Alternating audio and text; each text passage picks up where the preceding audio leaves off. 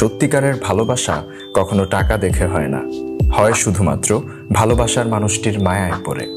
সম্পদ কিংবা বাহ্যিক সৌন্দর্য সাময়িক সময়ের জন্যই হয়ে থাকে, কিন্তু একে অপরের প্রতি নিঃস্বার্থ ভালোবাসা সারা জীবনের জন্য থেকে যায়।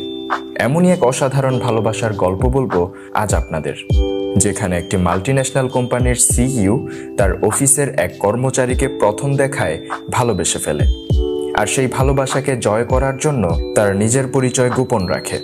কারণ সে চায় তাকে মানুষ তার টাকা দেখে নয়, তার মনুষ্যত্ব দেখে তাকে ভালোবাসবে। তো তার পছন্দের মেয়েটি কি বুঝবে তার এই ভালোবাসার মর্ম, নাকি দারিদ্র্যের বেশে থাকা কোম্পানির সিইওর সত্যিকারের ভালোবাসাকে মেয়েটি প্রত্যাখ্যান করবে?